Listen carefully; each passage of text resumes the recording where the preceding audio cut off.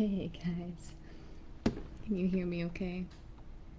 Alright, I'm gonna try not to wig out too much today. Um, very little sleep, and that is no fault of my own. But I did want to just come on and dive a little bit deeper here on our discussion of reparations. What is repair? Okay, what is repair? What does it look like to you guys, and how do we achieve it? So, really, this is going to be an open conversation, a very open conversation, just based off of some of the feedback that I've been receiving on my proposal. And personally, I do want us to kind of start to think of what our proposal would look like, right? Whether it be, it wouldn't even say in the future. Say we had to make a decision right now, today, what this proposal for repair would look like. And we're talking about, if we have missed it, if we have missed it, this is the UN General Assembly, okay?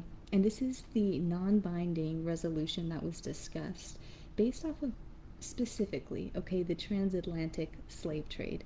We're not talking about all slave trade, we're talking specifically about the transatlantic slave trade.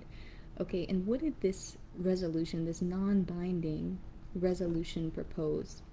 This proposed that open discussions be had, right? We don't close off this moment, right? These centuries of crime and shut it away and never look at it again. This is actually for an open discussion about it. So we can actually begin to understand how we feel about this matter. And for 123 nations, it was very clear, the perspective, right? This perspective that was given, that this was the gravest crime. Yes, we've had other grave crimes. Okay, we are not a perfect world. We are just not that. That's not what we are. Would we like to get there, though? And I'm telling you right now that it's 100% possible. And I have 100% faith, 100% hope, and 100% knowing that it will happen. It will happen, regardless of the backlash. And I hate to use that word. Why is it that I have to use that word? And we don't think of Slavic slaves. We do not think of Irish slaves. We do not think of Italian immigrants when we hear the word backlash. What do we think of? Right? We think of our Hebrew brothers and sisters in Egypt. And we think of these moments here in the transatlantic slave trade. That's just what we think of. And how awful is it that that is a normal term that we get to throw around on a day-to-day basis based off of a negative feedback that we are receiving, right? That we are receiving, that we're experiencing. We have to bring up that word that only really refers to this and our ancient Hebrew brothers and sisters. So this is where I think the emotion is coming from when we think of these times. And I think this is why everybody is getting so upset. So I'm going to just break open a little bit of a window to the soul, right? A little bit of window to the spirit. And I'm going to describe to you an experience of somebody.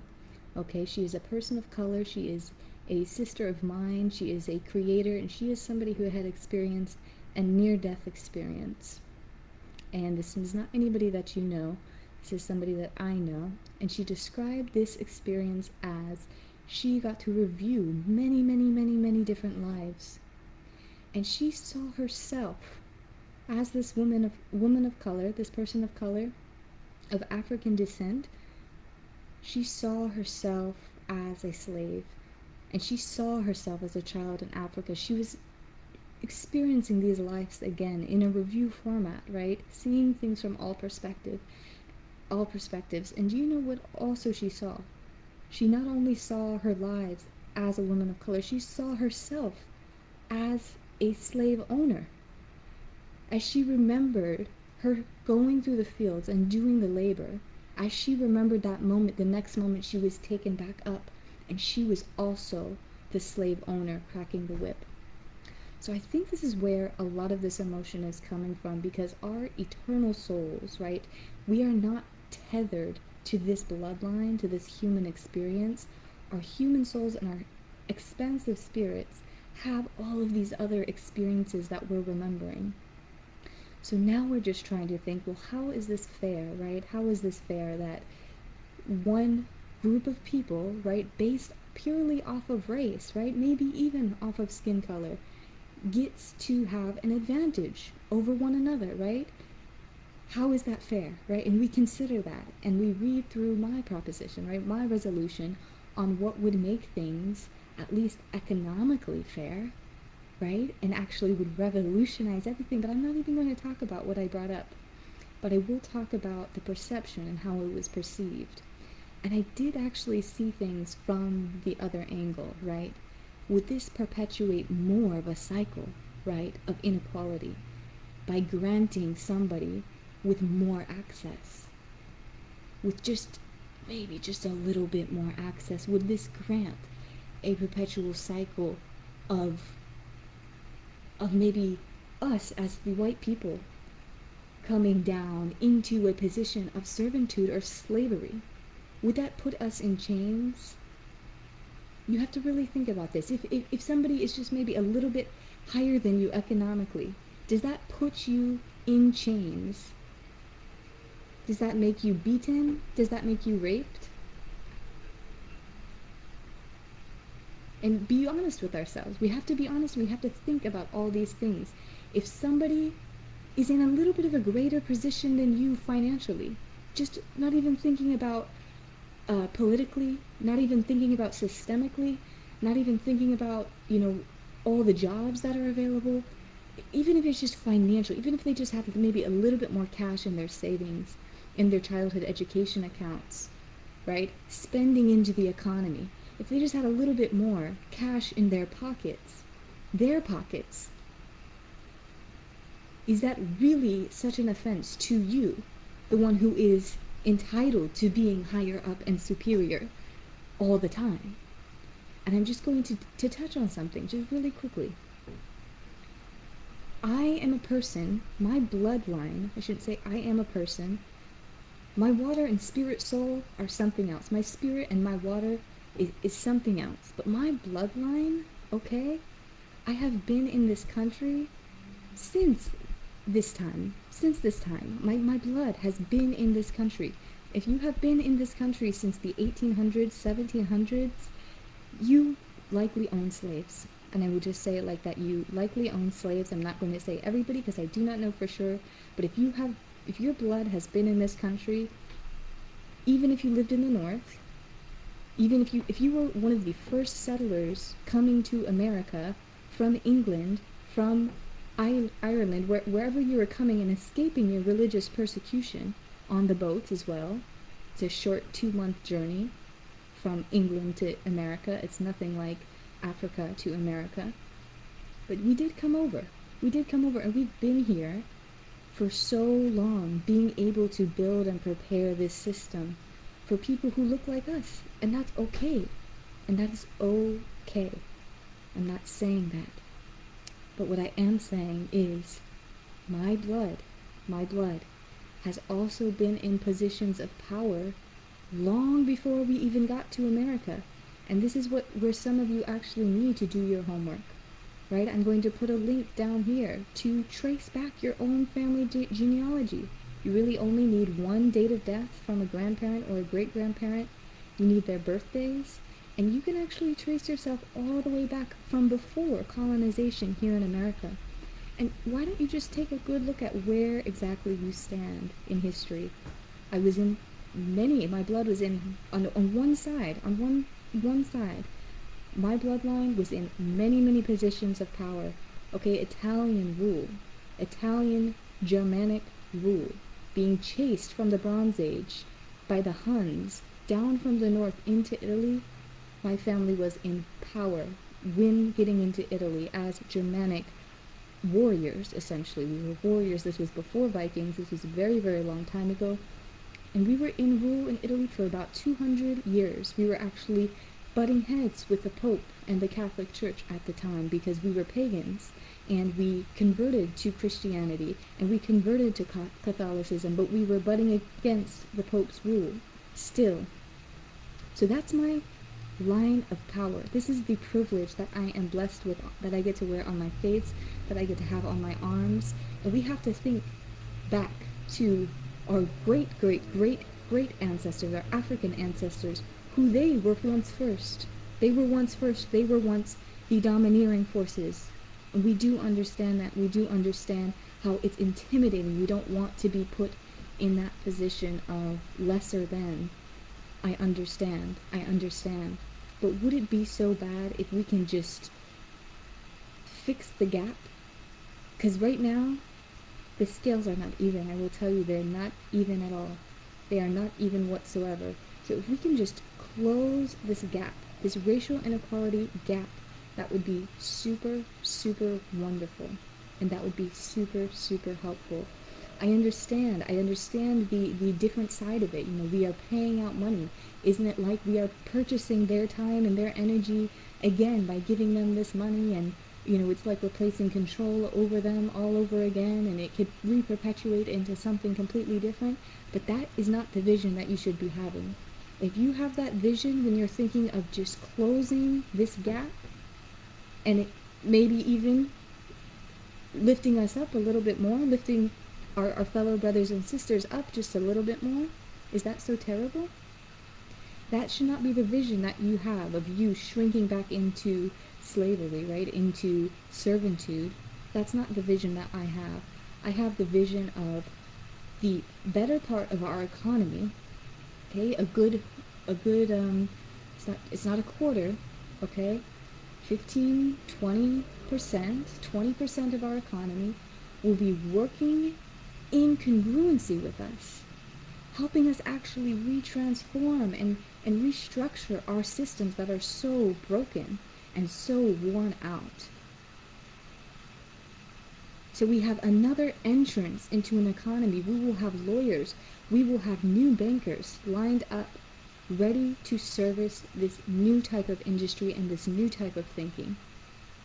I'm talking about revolutionizing the way that our world works, because I know by the messages that I've said, we are not 100% comfortable right now.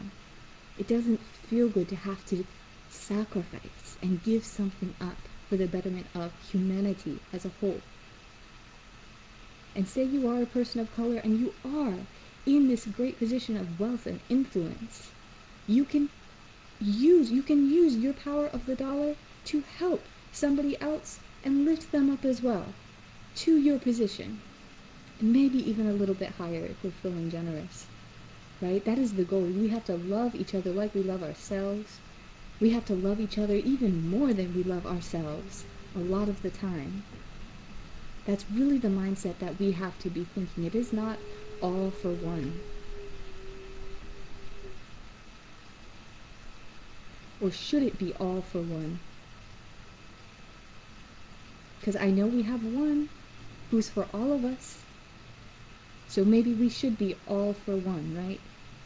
And understand that this is the next step forward. And I understand that the monetary, we feel weird about money. We feel weird about asking for help.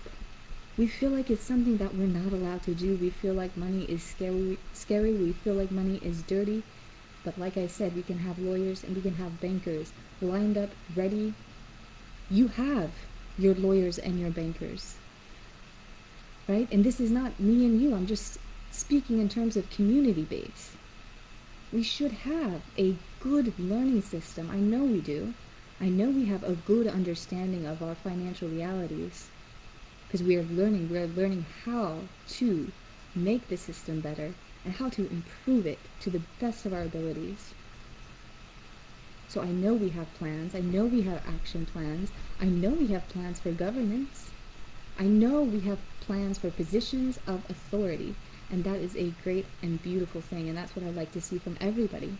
Doesn't matter the skin, right? And I do call, like, this is probably going to be my last action of arms, my call to arms. You know, this is probably going to be my last, but I just wanted to make sure we're very ready before we get into the book of Daniel, because I didn't feel right about jumping right back into this book without us fully understand what's happening to us in this time now. So as long as we understand what's happening in this time now, I will be happy to jump into Daniel. and we can move forward. We don't have to be in this stagnancy. We don't have to be in suspension. We don't have to be doing that. So just know that it really is out of love that we want to see an improvement for everybody.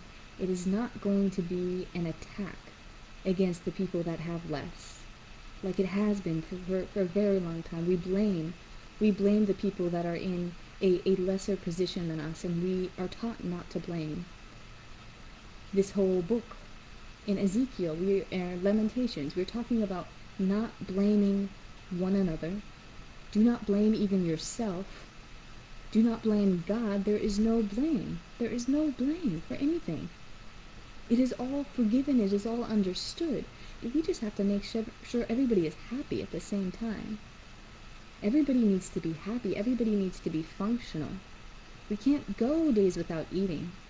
We can't go any more weeks without eating, without fresh water, without sleep.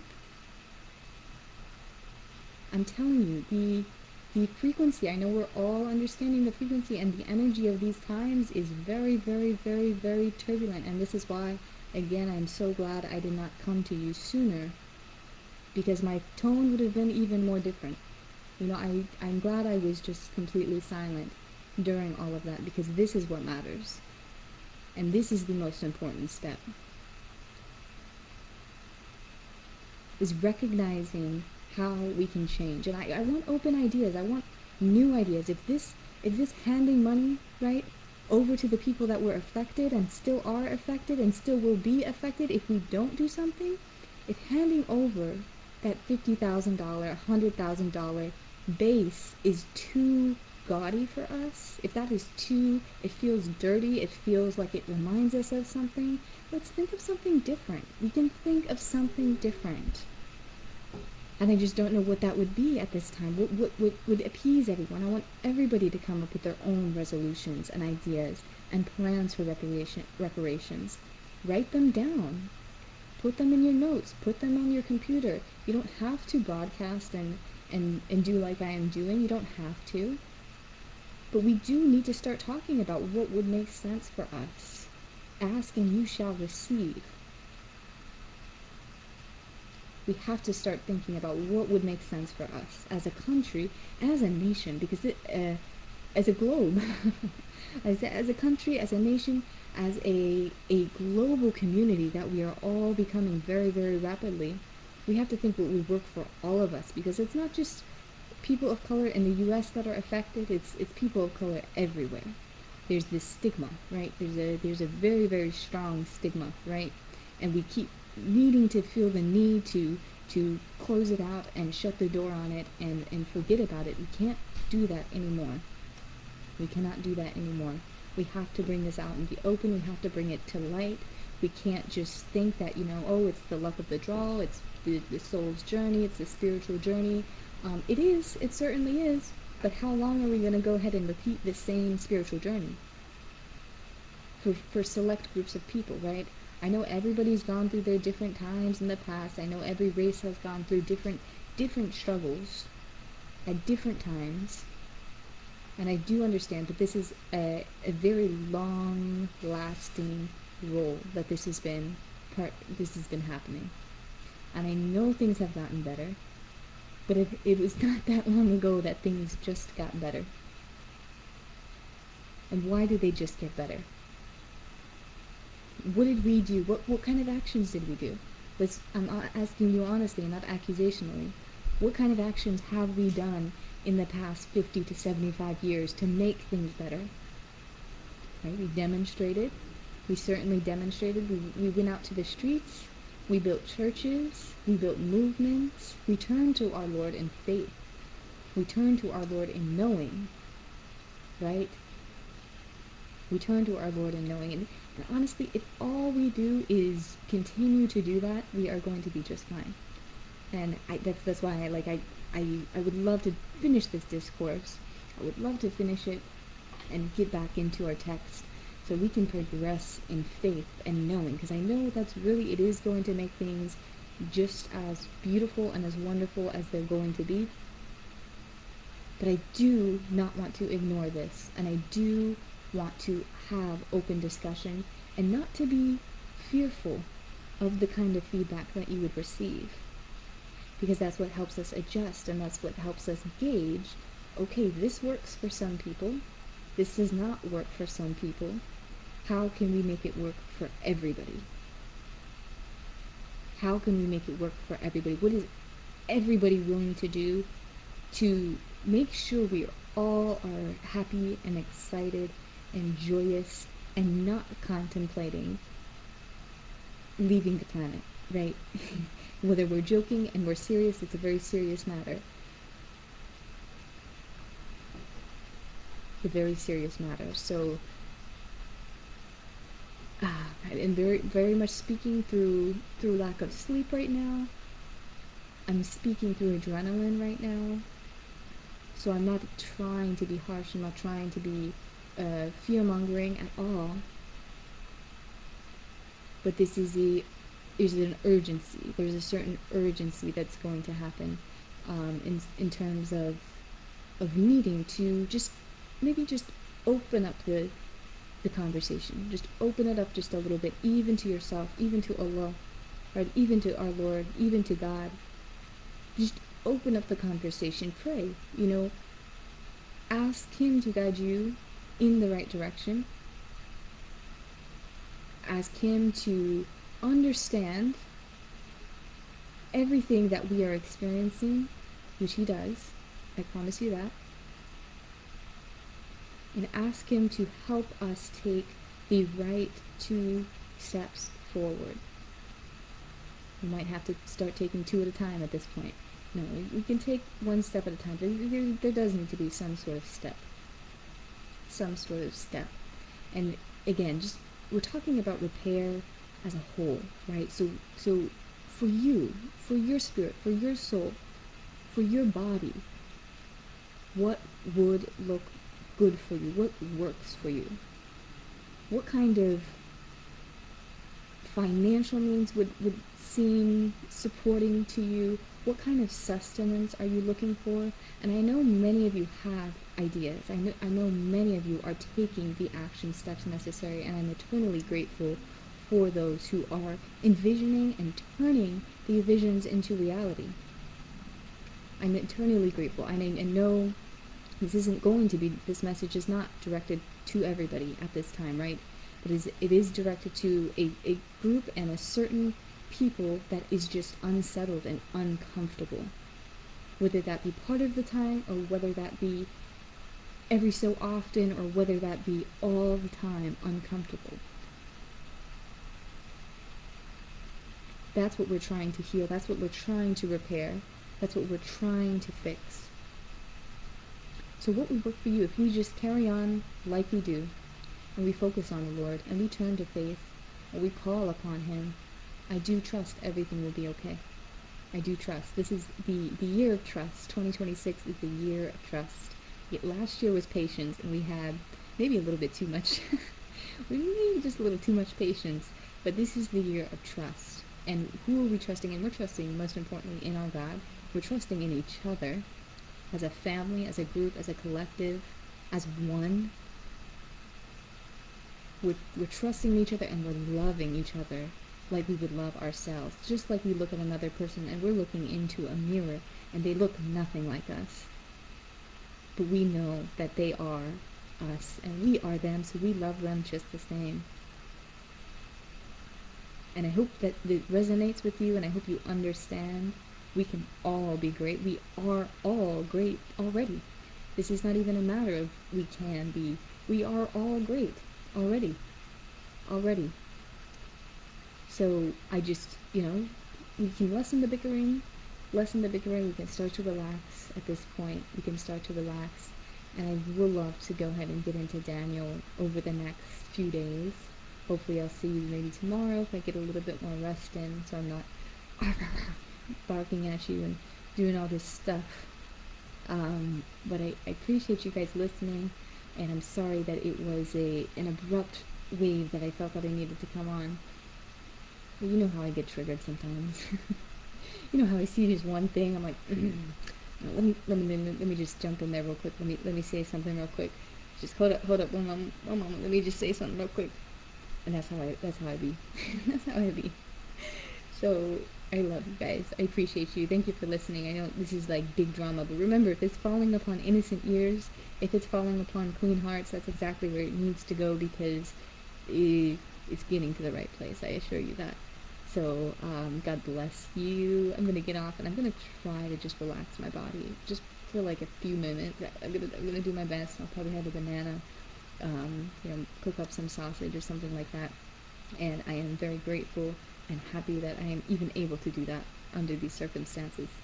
So I do appreciate you guys. I love you, love you, love you, love you. And I'll talk to you very, very shortly. And goodbye.